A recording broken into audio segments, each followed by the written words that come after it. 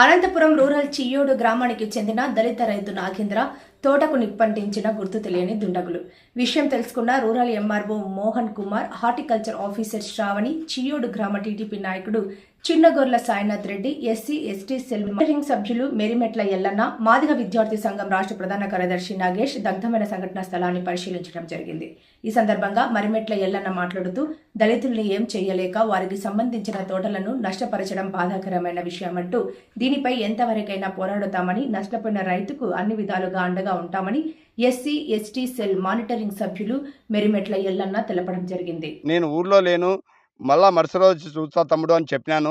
ఈరోజు రావడం జరిగింది, మొత్తం సందర్శించినాను. దాదాపు 20 చెట్ల వరకు పైగా కాలిపోయినాయి. మా పురిటాల చింతమ్మ గారికి కూడా ఆమె వరకు తీసుకెళ్ళి ఈ నష్టాన్ని ఎలా బోడ్సల్లో నేను అతనికి ఖచ్చితంగా అండగా ఉంటానని మనస్ఫూర్తిగా చెప్తున్నాను. ఈ ఈ మొత్తం మా ఊర్లో తాడిపత్రి పాలన వచ్చిందని అనిపిస్తుంది. ఎందుకంటే మొత్తం చెట్లను కాల్చడం ఫస్ట్ టైం, మా ఊర్లో ఎప్పుడు చరిత్రలో లేదు.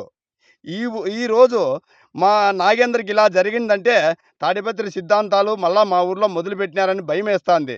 కానీ ఎస్సీలని ఇంకోటని కాదు, మంచి రైతు. ఇవన్నీ చూస్తే అసలు ఇలాంటి రైతు మా ఊర్లో ఉన్నాడా అని నాకు అనిపిస్తుంది. మంచి రైతు నాగేంద్ర. ఇలా చేయడం మంచి పద్ధతి కాదు.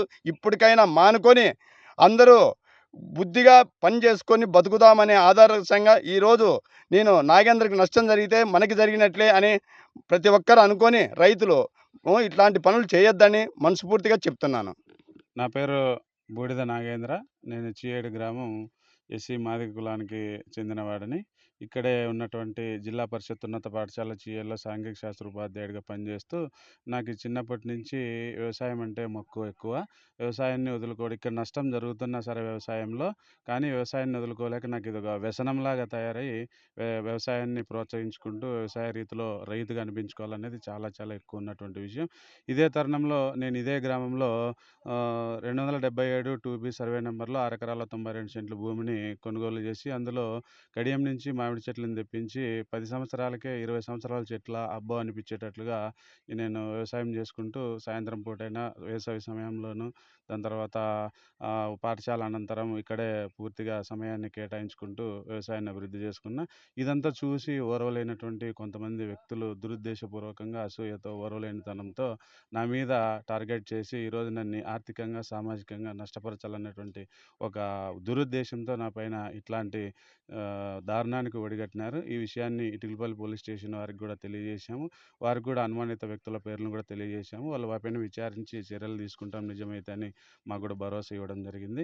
ఈరోజు నాకు సపోర్టివ్గా ఇంత కాలినప్పుడు నాకు వచ్చి సపోర్టివ్గా మన గ్రామానికి సంబంధించినటువంటి నాయకుడు చిన్నగొర్ల సాయినాథ్ రెడ్డి గారు, ఎస్సీ ఎస్టీ కమిటీ విజిలెన్స్ సభ్యులు ఎల్లన్న గారు, మాదిగ విద్యార్థి సంఘం నాయకులు నగేష్ గారు, గ్రామస్తులు వీళ్ళందరూ తోడ్పాటుగా నిలవడం, కష్ట సమయంలో మేమున్నామనేటువంటి ఒక ధైర్యం ఇచ్చినటువంటికి అందరికీ పదే పదే కృతజ్ఞతల్ని తెలియజేసుకుంటాను. ఇప్పుడే మన ఎంఆర్ఓ గారు, దాని తర్వాత హార్టికల్చర్ సంబంధించిన వారు, విఆర్ఓ గారు ఇక్కడికి రావడం జరిగింది. జరిగిన నష్టాన్ని పూర్తిగా అంచనా వేశారు. అంచనా వేసి తదుపరి ఏంటనేది మీకు తెలియజేస్తామని వెళ్ళడం జరిగింది. Thank you. ఈరోజు రూరల్ మండలము చియ్యేడు గ్రామంలో ఒక ఎస్సీ కమ్యూనిటీకి సంబంధించిన రైతుకు సంబంధించిన తోటని పరిశీలించడానికి వచ్చినాము. అందులో భాగంగా ఈ గ్రామానికి సంబంధించిన రైతు బూడిద నాగేంద్ర.